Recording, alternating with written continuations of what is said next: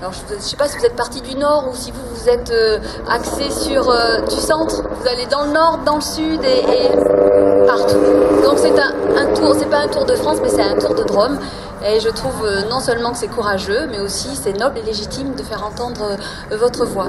C'est vrai que le handicap, on peut tous le rencontrer un jour, à la naissance ou en cours de parcours de vie.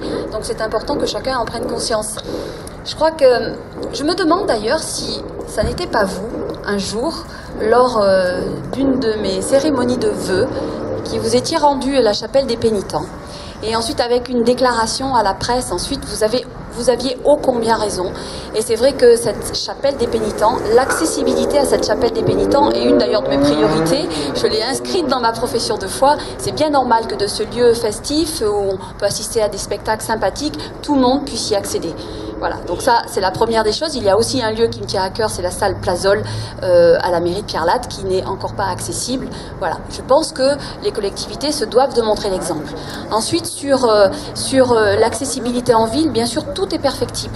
Tout doit continuer à s'améliorer. C'est vrai que depuis de très très nombreuses années, en même temps, je dois le dire aussi, il y a une commission accessibilité où chacun, M. Cizan en fait partie, je crois, tout à l'heure il y avait M. Fournier qui en fait partie aussi, la FNAT en fait partie, je ne sais pas, les papillons blancs, voilà, en font partie, pour travailler ensemble. Non ? Pas la ville de Pierrelatte. D'accord, non, moi j'ai parlé à la ville de Pierrelatte, mais vous pourriez y rentrer aussi, la ville de Pierrelatte, ça serait très efficace et je le retiens pour l'avenir. Parce que c'est vrai que tout ce qui nous paraît très simple, quand on a la chance d'avoir ces deux jambes et être complètement valide, ça devient des obstacles pour vous au quotidien de traverser une route, de monter sur un trottoir. Donc tout ça, il faut qu'on le prenne en compte. Donc une commission accessibilité qui doit être vraiment au travail, à l'écoute de tous, pour toujours améliorer ce qu'on peut faire au fur et à mesure. Voilà. Dans notre programme, il y a également la mise en place d'une navette électrique qui sera prioritairement pour les personnes handicapées et les personnes âgées, pour relier les quartiers avec le centre-ville. Je crois que ça aussi c'est important. En même temps, on veut redynamiser le centre-ville, on veut amener les Pierrelattais au centre-ville, et c'est bien que dans cette navette électrique que l'on mettra en place, eh bien, il y ait d'abord cette priorité aux personnes âgées et aux personnes handicapées. Voilà, je suis conseillère générale, le handicap est une des compétences très fortes du conseil général. Je suis particulièrement sensibilisée à ces projets, à ces avancées, et voilà, j'espère qu'on continuera à travailler ensemble. En tout cas, quand vous parliez tout à l'heure d'intégration de ce monde du handicap, à Pierrelatte, il y a une vraie ouverture par rapport à ça. Je crois qu'il y a des améliorations forcément à faire et il faudra se donner les moyens de le faire. Vous avez dit, il y a 2015, aujourd'hui on est reporté à 2017. Non, il faut vraiment enclencher la marche pour améliorer tout ça. Voilà.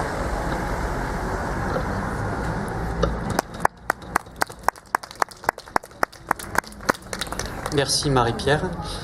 Alors pour nous, déjà le fait que le gouvernement reporte en fin de compte ce qu'elle avait précédemment voté pour rendre accessible au 1er janvier 2015, je dirais, une grande majorité des commerces de proximité et des espaces publics accessibles aux handicapés ne nous convient pas du tout. Alors, sur Pierrelatte, nous essayerons en tout cas de tenir cet engagement-là que le gouvernement ne veut pas tenir et pour lequel il a prévu des dérogations. Plutôt que d'essayer de trouver ou de monter des dossiers pour avoir des dérogations de 3 ans, 5 ans, voire plus pour les commerces de Pierrelatte et pour les espaces publics de Pierrelatte, ce que l'actuelle mairie est en train de faire. Moi, j'aurais préféré qu'on se préoccupe, avant que l'échéance arrive, de rendre accessibles les commerces de proximité de Pierrelatte. De nombreux commerces de proximité de Pierrelatte ont été rénovés ces derniers temps et quasiment aucun n'est accessible aux personnes handicapées. Je veux pour preuve le seul magasin que nous avons sur Pierrelatte qui, je dirais, vend du matériel pour les personnes handicapées n'est même pas accessible aux personnes handicapées. J'ai eu donc, il y a un mois, une personne sur fauteuil roulant qui m'a appelé et qui m'a dit pour aller acheter du matériel pour mon handicap, je suis obligé d'aller sur Montélimar parce que le magasin de Pierrelatte n'est pas accessible.